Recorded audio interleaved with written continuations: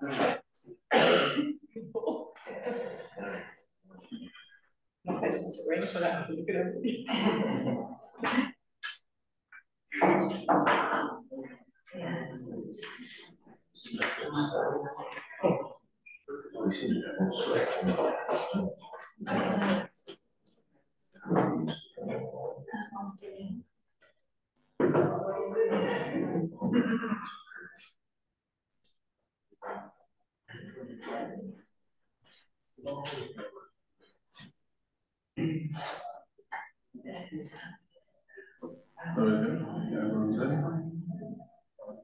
Right.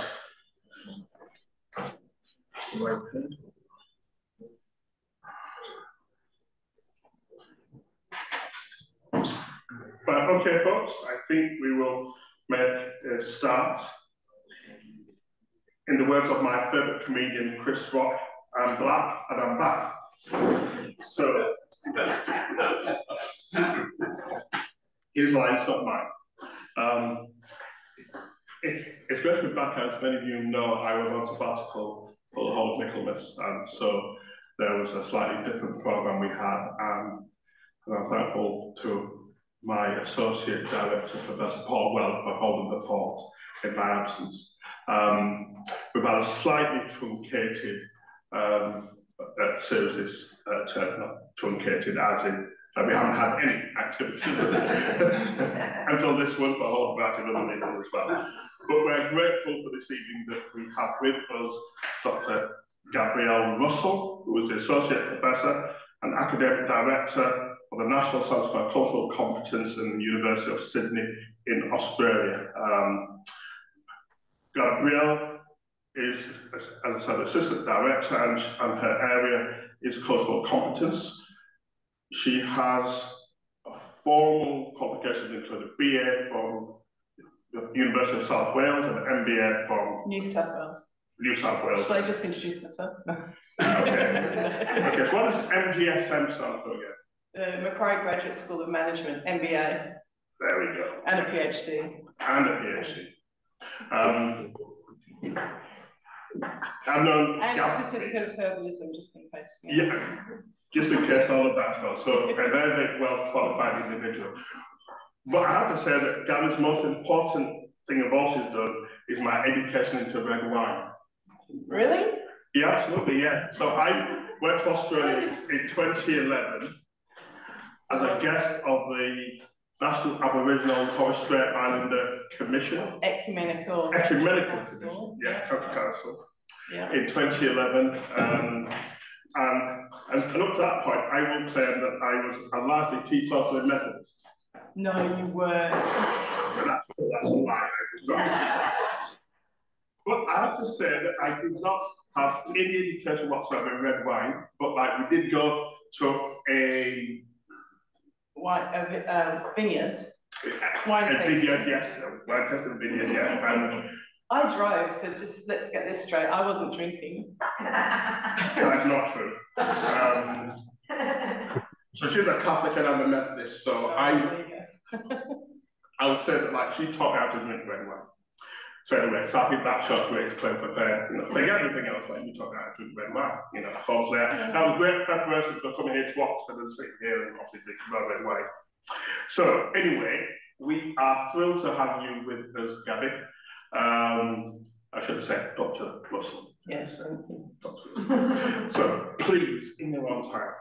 I don't know where to go from that, really. And I should also say, actually, I think it was my husband, Graham, one day, who it's 4 o'clock in Australia, and he's very nobly, at least logged on. Hopefully he's still watching. I'll be testing you later. And hello to everybody online. Thank you for having me here. I've been here all afternoon chatting Cantonese, and I kind of feel like throwing out my very carefully prepared 37 pages, which I cut down from about 50,000 this morning. But it's always great to have good conversations. And actually, I don't remember the red wine, but what I do remember is that we took Anthony to all these places around, you know, we could even go out on the Great Barrier Reef. We were up in North Queensland, and he wasn't interested in any of it. He just wanted to talk and talk. The only thing he was interested in was the Bradman Museum. Yes. Adam, what's his name? Don Bradman. Don Bradman, cricket museum. So that's what I remember about your trip to Australia. But it was great to have him there and to have his perspective and so on. So we're very grateful. And a long friendship has been formed. In fact, we met in somewhere in Europe, an anti-racism conference. Utrecht. Yeah, that one. So anyway, we've been good friends for a long time. So if I was in Australia, I would have started before now, but I will do this now, that by acknowledging the traditional owners of the country from which I'm speaking. And this honours deeply held protocols amongst First Nations people of Australia, the Aboriginal and Torres Strait Islander peoples, and recognises the ongoing connection to land, the boundaries of country and customs of different groups. It recognises ways of connecting, relating and permitting people to be present on and to travel through country. For those of us who aren't First Peoples, this protocol also provides an opportunity to recognise the sovereignty of First Nations people and to remember that there is no place or time where sovereignty was ever ceded. Although I'm not in Australia, I still recognise this protocol and pay my respects to the elders past and present of the lands on which I live. Those are the Darkingham people. And the lands on which I work, where Sydney University's campus that I work on is the lands of the Gadigal. And I acknowledge that the lands of what we now call Australia have never been ceded, always was, it always is, and always will be Aboriginal lands. And acknowledging country in this way is particularly pertinent for the talk I will give this evening, as recognising unceded sovereignty goes straight to the heart of the ongoing impact of invasion and colonisation. That's all. I just take some time to set some context about who I am, other than my apparent drinking habits and the position from which I'm speaking. Unusually for me, I'm speaking in my own home country. I'm originally from the UK. I was born a little to the north in Cheshire, but I lived most of my life in Surrey before we moved to Australia, where I've lived ever since. I am currently the director of the National Centre for Cultural Competence, where I've worked for the past decade. The NCCC, as we call it, is an academic centre at the University of Sydney. Our work is about helping people understand how to work in culturally responsive and culturally safe ways. This work includes, amongst other things, how to critically reflect on our own cultures and situatedness, as well as how to understand, recognise and address racism, whiteness and racial privilege. We're located in the Deputy Vice-Chancellor Indigenous Strategy and Services portfolio. And although we are not an Indigenous centre, we do take a broader understanding of cultural competence, but we are very much immersed in approaching this work from the perspective of understanding Indigenous ways of knowing, being and doing, as well as seeking to address the ongoing context and impacts of colonisation on Australia, or in Australia. I'm also married to a Bundjalung man, up there on the screen. And on one hand, I'm hesitant to identify that fact of my life. After all, we all know that as white people who are quick to let you know their best friend is Aboriginal, or substitute whichever group you want to as relevant, as if proximity gives some kind of exceptional kudos to be so adjacent to Aboriginal people. I do try not to be that white person. On the other hand, I do think it's important to acknowledge it because it's a significant part of my life experience and inevitably has impacted the way in which I understand and live in the world, in ways that a white woman from Surrey would perhaps not have found possible without being part of a large and very politically active family who will quickly point out to me when I'm being that white person. You know who you are. And so I come to this work as a white, British, Australian, cisgendered woman who's an immigrant to Australia with all the privileges that entails. And I inevitably bring that lens to the topic of my talk tonight, which will look at the ways in which coloniality persists in Australia and what that means for us in our attempts to decolonise and to create different futures. So why did I call this paper Old Wine in New Skins? In their excellent paper, Narrative Foresights, futurists Ivana Milokovic and Suhail Inayatollah explain the necessity of challenging assumptions that underlie dominant frameworks of meaning. To give light to this, they give their example in their paper of proposing alternative futures of gender relationships. To do so requires challenging the underlying dominant patriarchal frameworks of meaning. They go on to say that creating new futures is often stopped because assumptions are not sufficiently challenged, or when done so, the deeper narrative basis for the assumptions is not transformed with a new ending, old wine, but just in new bottles. And I'm amongst a few theologians and probably biblical scholars tonight, and so your mind is no doubt gone to the parable of new wine in old skins. I confess that although the Catholicism into which I was born and raised is long since dormant in my life, there is obviously some remnant memory, which ensures that some stories are still embedded in my brain. And when I heard this metaphor, I instantly replaced bottles with skins. But I'm not going to attempt, as I'm not a biblical scholar, I'm not going to attempt to analyse the metaphor from that perspective, and I suspect I've probably mixed it up a little. But what it does evoke for me is that continuing to put old wine into new skins is what we do in Australia. And that stops us understanding the underlying narratives around colonisation and coloniality, and therefore stops us rectifying some of the deeply held attitudes and behaviours that continue to create harm and prevent us from creating a different way of being in Australia. The meaning that I ascribe to this metaphor is that too often we put a new container around something, a new policy, a new commitment, a new strategy, but because we don't really understand or drill down into and consider the deeper narratives, the patriarchy, the impact of invasion and colonisation, the coloniality of our everyday ways of living, we just keep filling our containers, our skins, with the same old wine. It looks flash on the outside, it's polished, it's fancy, it looks solid, it won't split and spill or ruin the wine, but actually it's fragile and the wine does leak through.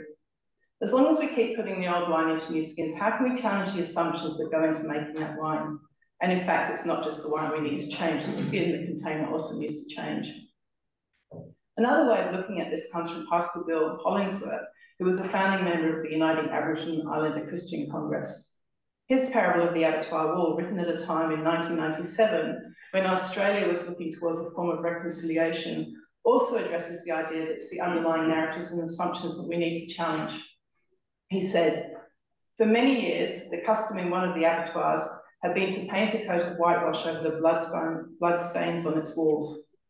This was found to be a quicker approach to presenting a clean, hygienic image than the laborious task of scrubbing down walls. However, the time came when the blood-caked stains from years of whitewashing began to turn yellow, and a foul-smelling slime began to seep from underneath the whitewashed interior. The abattoir had no option but to scrape down the years of accumulated blood-stained whitewash and go back to the original wall surface. There came a point in time in history when the scraping back exposure of the cover-ups was necessary before the abattoir could do its work." Perhaps it's a little less palatable image than understanding what wine we're putting in what skins, but it certainly explains the similar notion that we can't keep layering on new approaches without scraping back the accumulated detritus. We can't keep literally whitewashing everything and expect that what lies underneath will not seep through. So these are the metaphors that I'm holding in my mind as I think about how coloniality persists in Australia, and in fact, how I approach my work in cultural competence.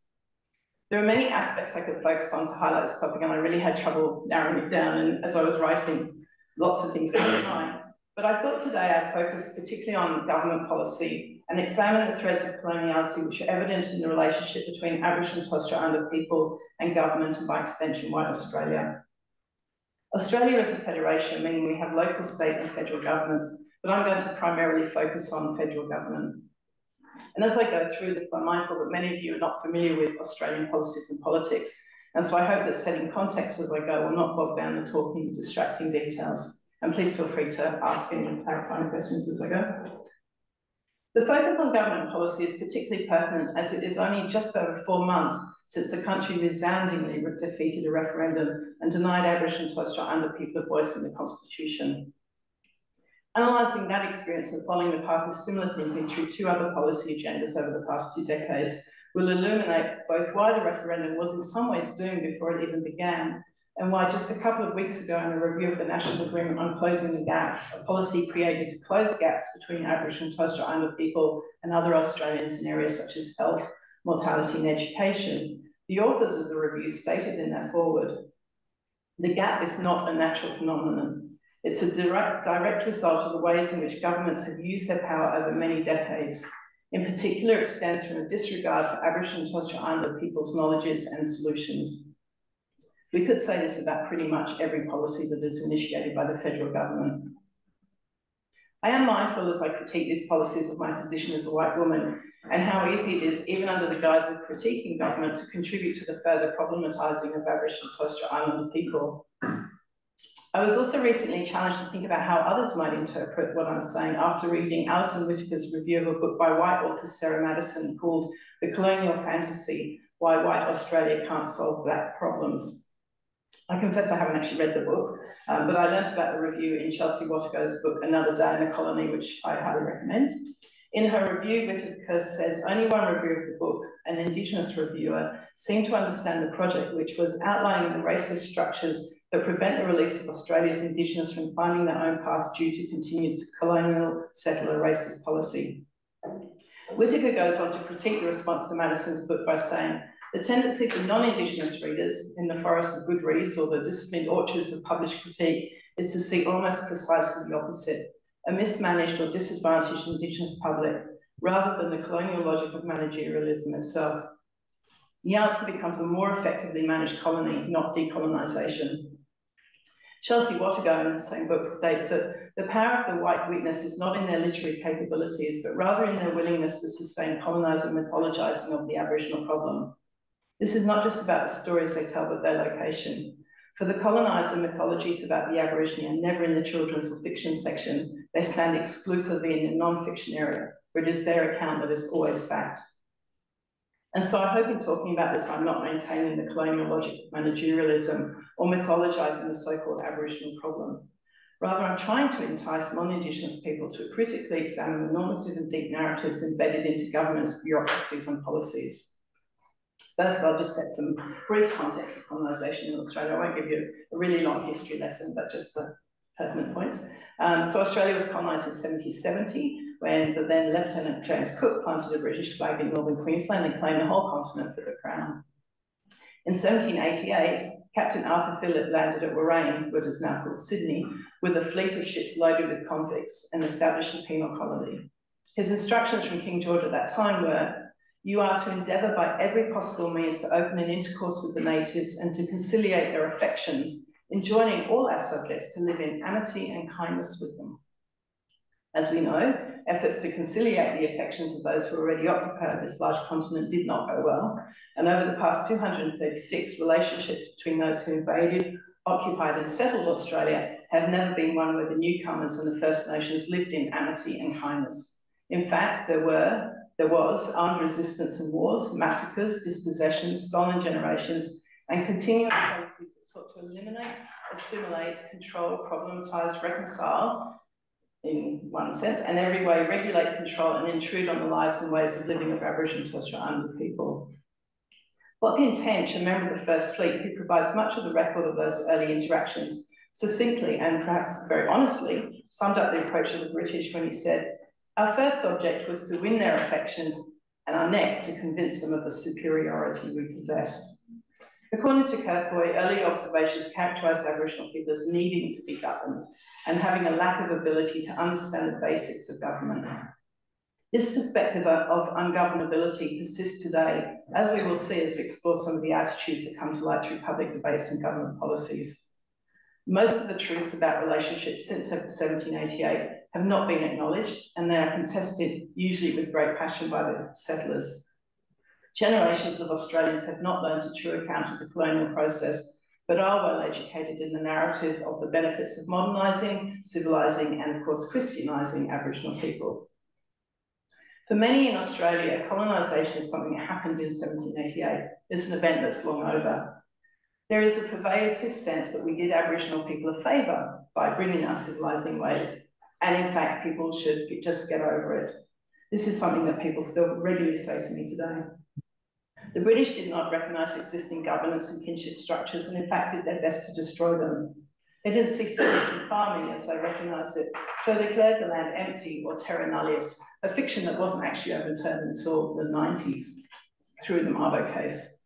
They also brought with them their scientific approach to a hierarchy of races, which cast Aboriginal people as inferior to them, an attitude which is also still pervasive today. There are many, many examples of its pervasiveness, but to state just a couple of recent ones that came to mind, in 2014, the then Prime Minister of Australia, Tony Abbott, he'll be featuring quite a lot in this talk, made a speech in which he stated Sydney was nothing but bush prior to colonisation, and in doing so annihilated the presence of the original peoples of the land. He also appointed himself as Minister for Aboriginal Affairs, so not a great attitude for a Minister for Aboriginal Affairs to have. Another Prime Minister, Scott Morrison, said in 2021 that it wasn't a particularly flash day for the people on those vessels either, in defence of Australia Day, the national holiday that celebrates the arrival of the First Fleet in 1788, a holiday that is now much contested And increasingly, there are calls to change the date for a national celebration of Australia to not be held on the same day that it was invaded. Morrison's dismissal of the impact of invasion on Aboriginal and Torres Strait Islander people and likening the experience of the First Fleet to that of invasion and subsequent colonisation speaks to this attitude of diminishing the impact. For sure, most of those First Fleeters were not there by their own volition, but as we know, many of those who were treated so harshly in their own country went on to perpetuate violence on Aboriginal people and took land as their own, settled and usually thrived. For many Australians, having a convict ancestor, particularly a First Fleet one, is a matter of pride, and most do not think about how they transformed from convict to landowner, for example, and who was displaced or even killed in the process. Colonisation, as we know, is not something that happened and ended. We can't consign it to the annals of history because the impact continues today in many ways. Some term what is left after colonisation as coloniality. According to Annabel Quijano, coloniality is the most general form of domination in the world today. He says that once colonialism is an explicit political order was destroyed, it doesn't exhaust, obviously, the conditions nor the modes of exploitation and domination between peoples. Quijano also says that the Eurocentric colonialism produces specific social discrimination which later were codified as racial, ethnic, anthropological or national, according to the times, agents and populations involved. These intersubjective constructions, product of Euro-centred colonial domination, were even assumed to be objective scientific categories, that is, as natural phenomena, not referring to the history of power.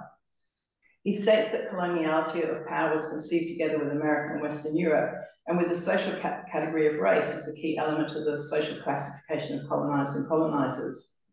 So every facet of life in Australia has been affected by and continues to see the repercussions of colonialism and its successor, coloniality. Keep saying that, often I'll trip over it. Aboriginal academic Professor Bronwyn Fredericks and colleagues state the ongoing repercussions of colonialism are multifaceted. They manifest in health and education inequalities, deaths in custody, and the devastating impacts on Indigenous cultures and languages. As I said, every aspect of life is affected by it. And one of the insidious aspects of it is that whiteness is normalised, and we do not talk about it. In fact, most of us are actually not equipped to talk about it. Our public spaces, our institutions of government, our organisations are so well imbued with coloniality that it's normalised and rarely is examined. As a nation, we have not developed the capacity to look at the deep narratives that are so evident to Aboriginal and Torres Strait Islander people, but remain elusive and unexamined to the mainstream population. So let me talk about how this played out last year in the referendum we had. Aboriginal and Torres Strait Islander people are not recognised in the Australian Constitution. This has long been a matter of debate, and in 2015, the Prime Minister Malcolm Turnbull, together with the Leader of the Opposition, Phil Shorten, established a referendum council to advise on next steps towards a successful referendum to recognise Aboriginal and Torres Strait Islander peoples in the Australian Constitution. I won't go into too much detail about the Constitution, except to say that it was established in 1901, and the only references to Aboriginal and Torres Strait Islander people were under Section 51, which gave the Commonwealth power to make laws with respect to people of any race other than Aboriginal race in any state, for whom it was deemed necessary to make special laws. So that meant that the federal government had no responsibility for making laws for Aboriginal people, only states could do so.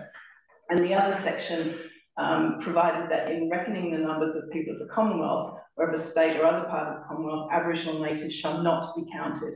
So Aboriginal and Torres Strait Islander people were never counted in the census until 1967, when there was a referendum which overturned those two discriminatory aspects of the Constitution. But still now, there's no recognition of Aboriginal and Torres Strait Islander people as First Nations or in any other way really in the Constitution.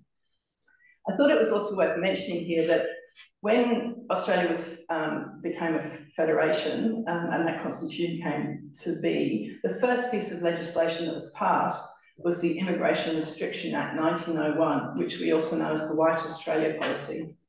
This act was clear and overt about its aim to maintain a white Australia, largely by encouraging immigration by white Europeans. And one of the ways that they did this was to have a dictation test that was in any European language. You had to do 50 words in any European language, so that immediately excluded people from other countries. And that remained until 1958. The full erasure of White Australia policy didn't occur until the Racial Discrimination Act was passed in 1975, which made it unlawful to discriminate against a person on the grounds of race, colour, descent, or ethnic origin. But of course, acts of Parliament can be suspended by Parliament when it suits them. For example, when they might want to introduce legislation that targets a particular racial group, such as Aboriginal people, and which they did for the Northern Territory intervention, which I will come back to shortly. So I'm raising this point because I think it's fair to say that Australia has embedded whiteness very overtly into its core from the beginning. First when it was a British colony, and then again as a new Commonwealth Federation. And so even though the policies have gone, the attitude is still very influential, and it influenced not only how we saw migrants, and that's a whole other talk, but also how we saw the original inhabitants of the continent. There was an expectation that Aboriginal people would die out. We tried to assimilate them with various policies about protection, assimilation, and so on. And essentially, those that remained were expected to assimilate and become like us, become white. And so the design and structure of policies pertaining to Aboriginal and Torres Strait Islander people were designed essentially to remove the Aboriginal race.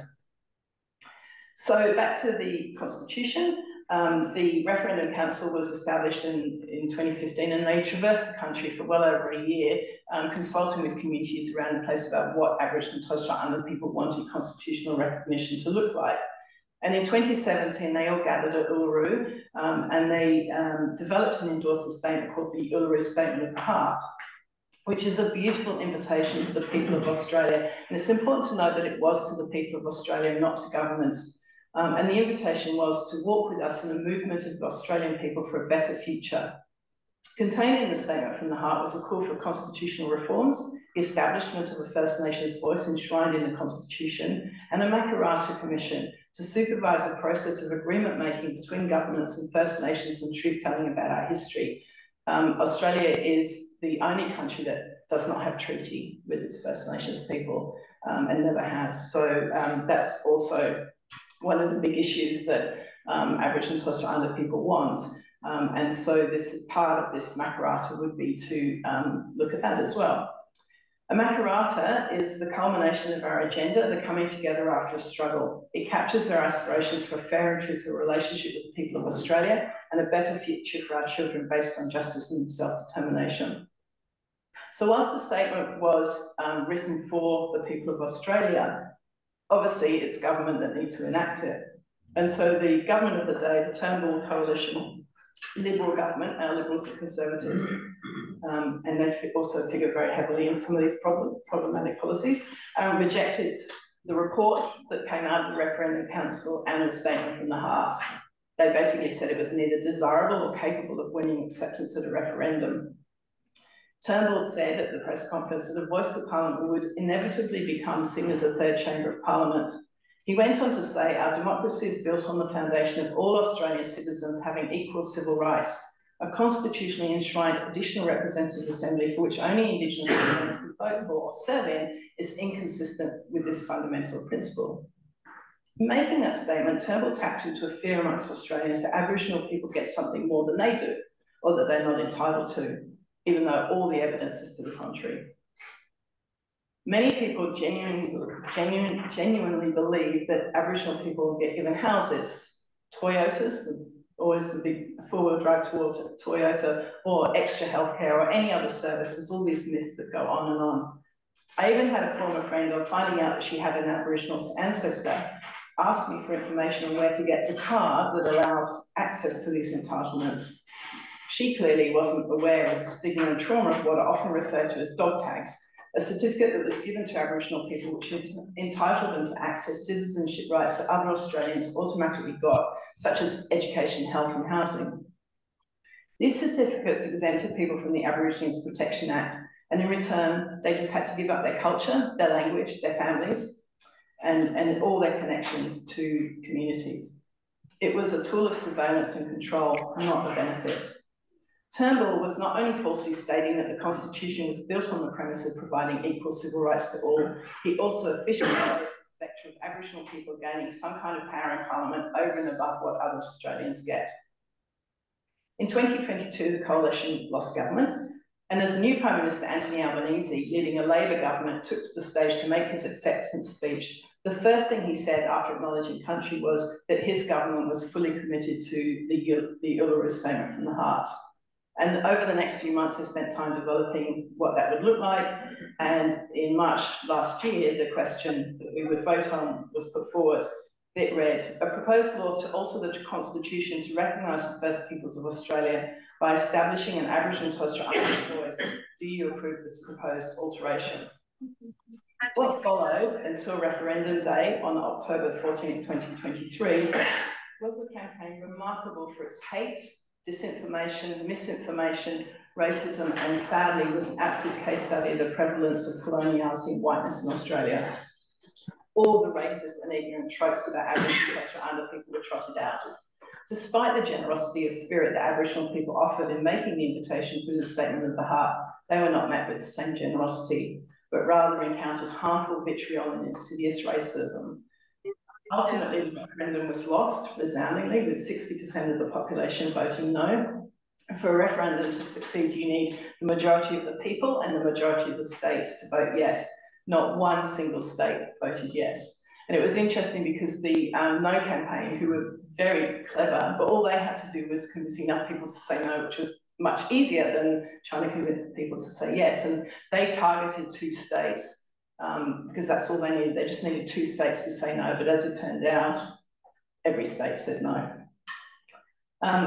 This whole process for the majority of Aboriginal and Torres Strait Islander people was distressful and harmful, and for many it reinforced intergenerational traumas.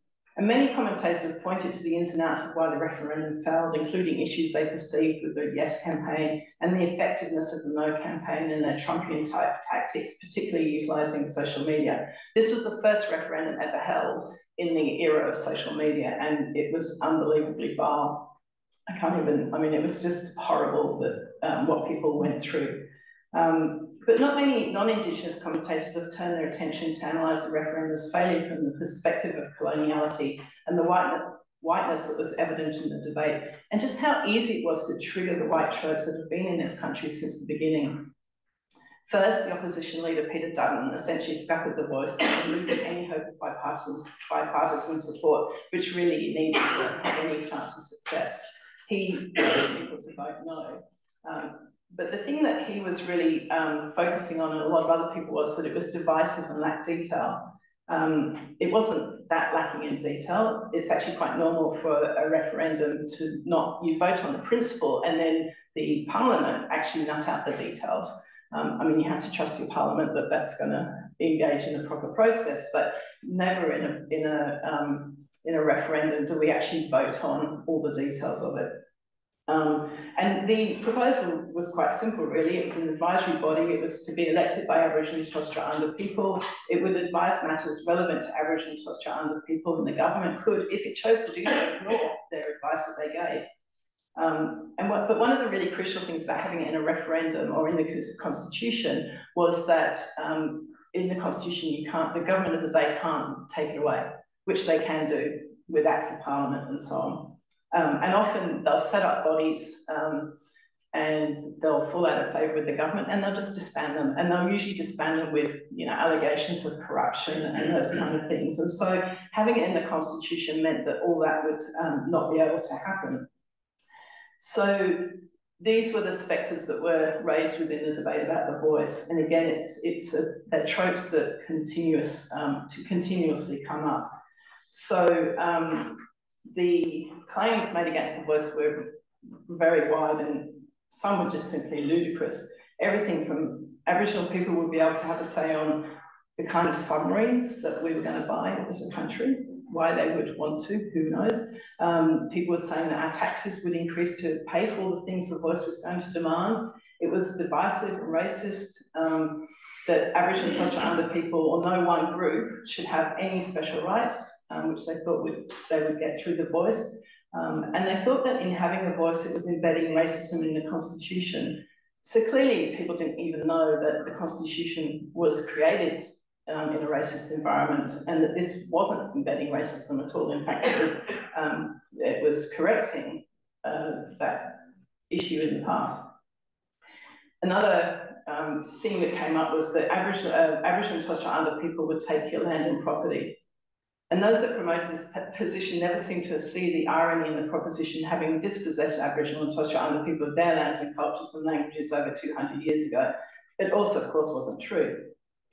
But it's one of those things that you say that and it immediately kind of creates this fear response in the population.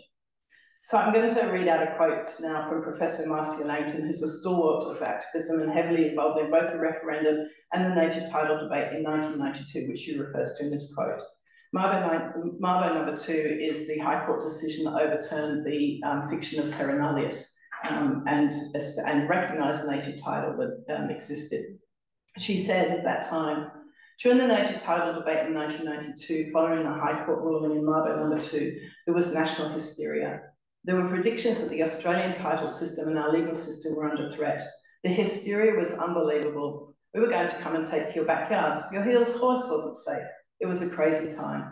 We took on a parliament that was so racist. I was shocked again. We tried to explain to one parliamentarian, you realise that what you're doing is racially discriminatory.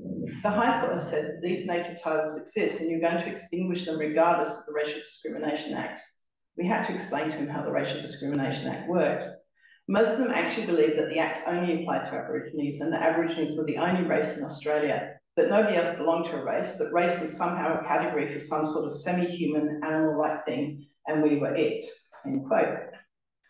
I should note here that Professor Langton was subjected to very personal and disgusting racist attacks, as she was one of the leaders of the call for constitutional recognition and has been for decades, and was also an author of the Referendum Council report. But the thing that struck me about that quote was that we could replace native title in her comments with the voice, and it would almost be verbatim to some of the claims made last year. There is a deep fear in white Australia that Aboriginal people will take your land, your backyard, and your hills hoist. That's an Australian washing line for those of you unfamiliar with the hills hoist. It turns circles in the wind. Another trope that was trotted out, that is always trotted out, is about sexual violence. During the Voice campaign, the leader of the opposition, together with one of the leaders of the No campaign, made claims of sexual violence in communities. This was to not only claim that this is what the Albanese government should be focused on rather than constitutional recognition, but also that the Voice would not address these kinds of dysfunctions. Dutton claimed that during the campaign, that sexual abuse of young people in Alice Springs was commonplace, and said it was Prime Minister Albanese's job to step up and step in to protect children in the town by restoring law and order. A lack of law and order is also a favourite theme of coloniality. Dutton said, you've got kids here tonight who are going to be sexually abused, or families where domestic violence has now become a current occurrence, and we're told nothing can be done about it. I just find it completely and utterly deplorable. Of course, these things are completely and utterly deplorable. However, these claims cause uproar amongst agencies who actually work in these areas. Secretary of National Aboriginal Islander Childcare, SNAIC, also known as SNAIC, Executive Officer Catherine Liddell said, sexual abuse is a serious crime and should not be used as a political weapon. They particularly made the point that Dutton had an obligation to report any evidence that he had to the authorities, which he didn't. Liddell went on to comment that data showed that there had been no escalation in investigations of sexual abuse or exploitation. Sexual violence and creating fear of black bodies is a favoured way of colonialists to control and intimidate First Nations populations and to create fear amongst white populations of the harm that Aboriginal and Torres Strait Islander people will cause. It was overtly done in another context when the Northern Territory Emergency Response was launched in 2007. I remember that day so well. Graham and I were in the office and we were absolutely shocked, and we couldn't even put together a response like a press release or anything, because this intervention that they came to call it was really a case of being careful of what you wish for. For decades, people in communities in the Northern Territory have been asking for support. These issues that were up there were known. They were things such as poor health, substandard housing, poverty, and yes, it was alcoholism, drug abuse and child abuse. But when Howard announced the policy, the immensity, the level of intrusion, the racism, the control, and the complete lack of consultation and inclusion of those most affected by it was just stunning. And if I had to pick one policy that was so overtly coloniality writ large, this would be it. It was introduced ostensibly in response to a report on child sexual abuse called The Little Children Are Sacred, which made 97 comprehensive recommendations. But of course, the Howard government, like most reports, they ignored it. They didn't respond to those recommendations and instead brought in the intervention. And at the time, we were like, where did this come from? It was in the dying days of his government. And so it was almost like he and his minister, Mal Bruff, Aboriginal Affairs Minister, were just like, well, we've got to get everything in. And it was very much related to gaining access to Aboriginal lands, of course, where a lot of the mining occurs. And I think later on they did admit it was pretty much dreamt up on the back of an envelope. It was so overtly discriminatory that they suspended the Racial Discrimination Act to do so, to bring it in. They sent in the army to do their work, which you can imagine for communities that had been subject to child removal policies for decades and generations. This was absolutely terrifying and brought all of that back to them. The intervention, I won't go into too much detail, but it said, ostensibly was going to focus on areas such as welfare reform and employment, law and order, enhancing education, supporting families, improving child and family health, housing and land reform, and coordination of all of this, which is where the army was sent in to help. So some of the measures that it brought in, and it was so comprehensive. They took compulsory acquisition of leases over townships and so on, which essentially undermined land rights, and communities were forced to take out, so 95-year leases or 90-year leases. And they were bribed, essentially. I remember talking to one elder and he was like, what do we do? You know, if we don't sign over our township for 90 years, we don't get these services that we so desperately need. It was a really difficult situation for people. They removed permits. So when you go into Aboriginal land, you need to have a permit to get in. And for some reason, they said that that was allowing pedophiles and drug runners and so on to go into communities. To this day, I cannot understand the logic of that. I had a big fight with my brother-in-law about it. Actually, I remember that quite clearly because he was supporting the intervention. We won't go there. But how, you know, if you've got a system that actually records people where they are in communities, you'd think that would be helpful to stop the drug running and so on that they apparently were doing. But no. They put in pornography and alcohol bans in all prescribed communities. So all the communities in the northern, Aboriginal communities in the Northern Territory, not the white townships, became what they call prescribed communities. And they had to put up these huge blue signs stating that pornography and alcohol was banned from the community. It was humiliating because it was basically saying that everybody in this community is, you know, has alcohol problems, that the pornography is rife. And they even had to explain to kids and so on, what is pornography? So it was just so humiliating. And also, although they banned alcohol literally straight away, there was no support put in place to support people who were problem drinkers. And that caused huge problems as well. They also brought in income management, which meant that people could only spend certain amounts on non-essentials. So the idea was that people were spending their money on alcohol, they were being humbugged, which means community members are taking their money. So if they put it all on this card that you can only spend in certain places, then they would control what you were spending your money on. It was an absolute, it was disgusting, really. I mean, especially at the beginning when not everywhere took these cards. And, you know, you've got sort of 16-year-old checkout girls saying, well, sorry, you've got no money. They couldn't find food. Some people were spending hundreds of dollars in taxis trying to get to a place. You know, remember, these are remote communities usually, trying to get to a place to take this card. It was just so horrendous. And of course, it applied to anybody who was on any kind of government payment, so including pensions. So whether you had kids, whether you had any known alcohol issues or anything like that, you were still subjected to this. And it was interesting. I mean, now it's kind of put into the mainstream. Graham always says to me, you know, that they'll always try things out on Aboriginal communities first, and then they'll bring it out to the mainstream. And at the time, it was really hard to get support to take action against it until it was brought into communities in Sydney and Melbourne, I think Queensland. And then suddenly everybody was up in arms about it. But when it was Aboriginal communities, nobody really cared. It also meant that people, I shouldn't go on too long because I run out of time, but it also meant that people, so if, you know, you often can't get healthcare in the Northern Territory, so you might have to go to South Australia or Queensland for healthcare, which is a whole other issue. But the cards don't work in other states, and so people had no money, people couldn't get food and so on. So yeah, that was pretty bad. But essentially, I mean, this policy, and I could have spent all night talking about that, but it basically cast all Aboriginal people, particularly in the Northern Territory, as drunks, as pedophiles, as child abusers, and needing to take responsibility. And it's really interesting when you look at the statistics at that time. I mean, I'm not saying that any form of abuse is okay by any means, but actually the rate of sexual abuse amongst non-Indigenous people was not quite, but almost twice as much as in Aboriginal communities. Nothing was done about that.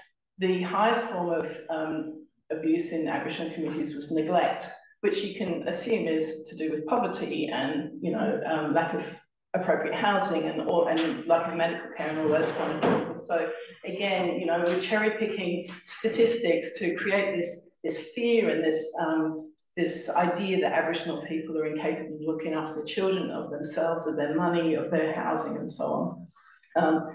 And, you know, not looking at how the education services are providing or food security or any of those issues. The other thing that John Howard, not my favourite person, trotted out was that the intervention was designed to end paedophile rings in the Northern Territory, which of course was insinuated that these were run by Aboriginal men. So the National Crime Commission investigated that. I think, from memory, I think there was actually ended up being about 4 investigations, but nobody could find any evidence of such paedophile rings. But of course, it was too late by the time that report was done, because everybody had in their minds that this is what was happening in communities, and that we had to take draconian measures for the children. And that's also the narrative that was used to remove children for decades. We're doing it for the children. We know what's best. We're going to help them out. So the other thing that happened, I can rave on about this because it's just so awful, but the other thing that happened was that Aboriginal community controlled organisations who knew what the issues were, who were working really hard despite all the barriers that were put up to them and the lack of funding and all this sort of stuff. In the process, they were decimated. So when the army went in, for example, they did health checks on all the children, and they were intrusive and traumatic in themselves. But rather than go to the Aboriginal community controlled organisations and support them and talk to them about what they needed, which they know, no, they brought in the army. And one of the many negative outcomes was that suicide rates and self-harm went up dramatically. And of course, the proof of, or the impact of the intervention and its many measures was never clearly articulated about whether it had made any improvements and so on.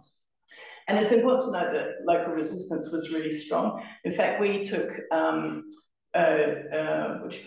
Living Letters group from the World Council of Churches and investigated what was heard, what the experience was on the ground. And so these people came from all different countries to investigate it. And it was heartbreaking to hear grown men almost in tears of what had been done to their communities and the lack of control that they now had. One Gallowinku elder, for example, said the government has lost its moral compass. They're treating Yolngu people like babies. We are living here without hope. What has been taken away from Yolngu people must come back. Reverend Dr. Janini Gandara from Gallowinku also said it's the most evil and most racist policy ever established. And so, and other elders said that they lost their human rights, their rights as human beings, as Australian citizens, as the first people of the land. We feel very deeply the threat to our languages, our culture and our heritage. Though through harsh changes we've had removed from us all control over our communities and our lives, our lands have been compulsorily taken from us. We have been left with nothing. And then that was in place for a number of years. And then in 2012, they brought in a new version of it called Stronger Futures. And they always think up good names or co-opt other names like Closing the Gap. And I remember Graham and I sitting up well into the early hours of, it was the last sitting day the parliamentary session before the winter break, and they had to get their stronger futures through. I think from memory, the other legislation was expiring, and I can tell you that we were screaming. We were watching it on online, and we were screaming like 2 o'clock in the morning at these senators who's in the Senate, and they were just coming out with some of the most patronising and paternalistic hogwash, you know, in support of this another failed policy. But there was just that real sense of we have to keep doing this because we know best, and the communities aren't doing what they need to do. So the last thing I want to talk about is closing the gap. I started talking about that, and that's been around since 2005, when the then Aboriginal and Torres Strait Islander Social Justice Commissioner Tom Calma wanted to, or challenged, I guess, the government to create equality in health and life expectancy within 25 years. At the time, I think life expectancy gaps between non-Aboriginal and Aboriginal and Torres Strait Islander people was about 17 years, depending on where you were in the country. And over time, it eventually became the closing the gap policy, and I won't go into all the details, you'll be pleased to know.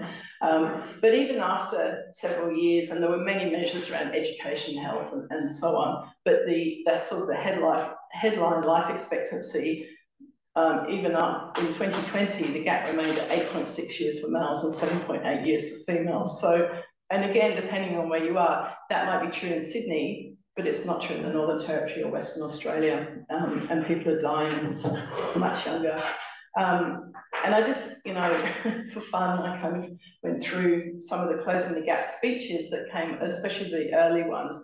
And it's just really interesting to see that sort of stream of coloniality that goes through them. So if we look at the first report in 2009, the Prime Minister at the time, Kevin Rudd, who was the person who did the apology to the stolen generations, but a year later he gave this report, and he said he wanted to address the immediate crisis of today and embark on a program of reform to deal with the challenges of tomorrow. Then he went on to talk about closing the gap in terms of the he talked about the global recession and other key policy agendas, but reminded everybody it is important to close the gap. But it's interesting that he felt the need to justify the gap, justify to the wider population about the perception that money will need to be spent on closing the gap, even amidst a global financial meltdown. And again, this tapped into that well-worn narrative about the cost of the Aboriginal problem. You know, we're always having to put money into it, they get more, and that there is a real perception in the community that Aboriginal people get a lot more money. Actually, they don't. They get sometimes programs are siphoned off into Aboriginal programs. So rather than get something through Medicare, for example, they might get it through Close the Gap initiatives or some, but overall it's not extra, as if that mattered. But the thing that came up again and again was this idea of mutual responsibility, that it's not entirely up to government to fix things. There must be mutual respect. And also a good old dose of paternalism. He said that Indigenous communities are now trying new approaches to old problems. There are Indigenous Australians making great strides in education and in the workforce. I mean, I cut down quite a bit. It was even worse for the whole thing. But the gist of the thinking that Rudd is espousing is that, yes, we recognise that there are problems. We understand that we must do something, but it's not really up to us. Indigenous people need to take responsibility for problems, so they're clearly their fault. And that we can claim ownership of the palatable aspects of Aboriginal and Torres Strait Islander cultures. He went on like half a page about you know, how amazing Aboriginal culture is and the dancing, and you can see, you know, we trot people out for the Olympics and all these kind of things, and we love all that. But the problems are not in any way connected to the way that government has established itself in relationship to First Nations people since before the British flag was planted on the Australian continent. These attitudes came for centuries before. In 2010, the statement continued in the same vein. Again, Rudd acknowledges failures of government, but solutions were talked about in terms of inputs, in terms of bureaucracy, of funding, and so on. And he expanded on the Indigenous Australians taking responsibility and restoring social norms as if they haven't taken responsibility, as if Aboriginal communities, individuals, community-controlling organisations haven't been identifying what their communities needed for decades. And there was no question of what these social norms are that we need to restore. And also no question there's need for truth-telling. It's almost as if colonisation has never happened. In 2011, next year, we've got a new Prime Minister, Julia Gillard, and she continues with this responsibility narrative that Indigenous people should expect of themselves the same things all Australians expect: the need for responsibility, work and effort, and a call for changes in behaviour, a call to every person, to every family, to every community to take care of your children, to take a job when you can find one, to create a safe environment, to send your kids to school, to pay your rent, to save up for a home, to respect good social norms, to respect the law, and to reach out to other Australians. I mean, where do you start, really? You know, even putting the onus onto Aboriginal people to build those fractured relationships by reaching out to other Australians. But this idea that, you know, it's increasingly laying the responsibility to create change or to fix problems at Aboriginal feet. And if you look at the sort of the life of the Close the Gap reports, every year they increase the idea about mutual or community responsibility. And I just think about it in terms of, well, things were failing. It was quite clear after the first year or two that the measures were not working.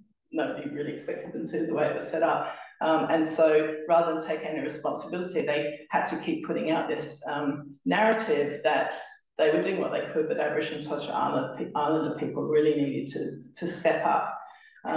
But can you imagine if in just one of those reports, someone took the time to outline government's responsibility to examine the Eurocentric colonialist white thinking that is guaranteed to keep those gaps alive and well?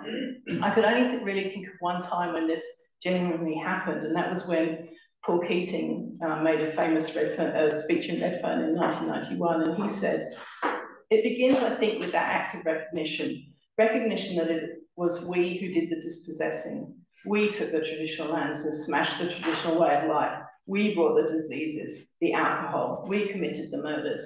We took the children from their mothers. We practiced discrimination and exclusion. It was our ignorance and our prejudice and failure to imagine these things being done to us."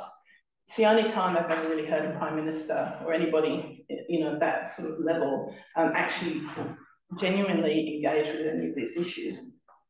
So just to bring you up to date, in case you're thinking that improved over the past 20 years of closing the gap, just a couple of weeks ago, a review of the National Agreement on Closing the Gap was released. This is a review of the new agreement, which was signed in 2020, so they replaced the original agreement with a new one. And not unexpectedly, the review found that the governments are not adequately delivering on their commitment to, which was basically to overcome entrenched inequality. There's been no systemic approach, and persistent barriers to achieving the reforms are cited as a lack of power sharing needed for joint decision making, failure of governments to acknowledge and act on the reality that Aboriginal and Torres Strait Islander people know what is best for their communities, and the fact that governments have not addressed power imbalances in their systems and ways of working. So they never ever, they're always talking about mutual responsibility, but they never actually take any responsibility. Does that mean I've got to stop talking? I'm nearly there, look. I'll speak really fast. Anyway, they never take any responsibility. And I remember, well, no, I won't go there because you can ask me afterwards about it. But anyway, so, you know, nothing's changed essentially. So we have all these efforts and it just goes on and on. Lack of vision, a lack of understanding of the kind of transformation of the way the governments operate, lack of accountability, same as it ever was. And so, you know, obviously I've cherry-picked, there's so much I could have talked about tonight, and as I said, I did kind of cut out about 3,000 words. But this, and which is sad that there are so many examples of that reinforce the narrative about the failure of Aboriginal people and communities, but it's really the failure of government, it's really the failure of the mainstream population to engage in any meaningful way with the deep narratives that continue to exert Eurocentric power and knowledges. So what can we do about it? You know, it's important that we know what the issues are, but there's not much point in me just sitting here reciting a litany of woes if we don't actually think about, well, what can we do about it? And the work that we do at the National Centre for Cultural Competence does aim to address some of these issues.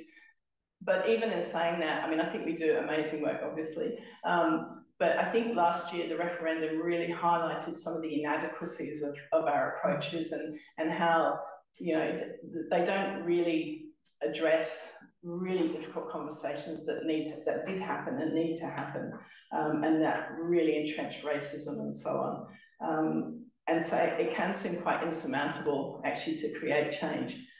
You know, when we do our work at the National Centre, we're always trying to get people to think about who they are as cultural beings, to understand these deeper narratives in government, in universities, in higher education in general, and in all aspects, in health and so on.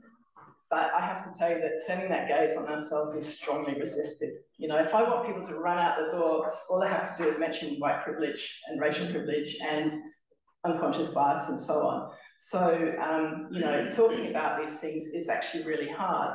I often call it, you know, we need to see the unseen, because for many of us, we are oblivious to these narratives and their impact. We don't experience it, so we can't see it. But this is the work that needs to be done. We really need to engage people to commit to understand how quickly we buy into the narratives that lead us, say, for example, to say no to a fairly innocuous voice to Parliament, which, let's face it, it would have absolutely no direct impact on people who aren't Aboriginal and Torres Strait Islander people, but would have an immense impact on people who are Aboriginal and Torres Strait Islander. We need to do truth-telling, to engage with the truths of our past and our present, our shared histories, and learn how to sit with the discomfort, own the hurt and the pain, and to commit to doing it differently in the future. We need to acknowledge the many ways that power is exerted over people who are not white. It's about acknowledging the privileges that come with swimming in a pond that was actually designed with us in mind. And so to bring it back to the metaphor of old wine in new skins, this work needs to disrupt the unquestioning logic of managerialism, to not keep stomping, I don't know if I'm making a mess of this metaphor now, but to not keep stomping the same old grapes to put the wine into new skins, which are also created from the same ineffective materials we have already used. We need to create new wines that are fermented in the crucible of honest truth-telling and weave a new container, one that is not woven from the remnants of empire and imbued with the fabric of coloniality, one that creates a new vision and answers the invitation conveyed in the statement from the heart to walk together to create a new future for Australia. Thank you.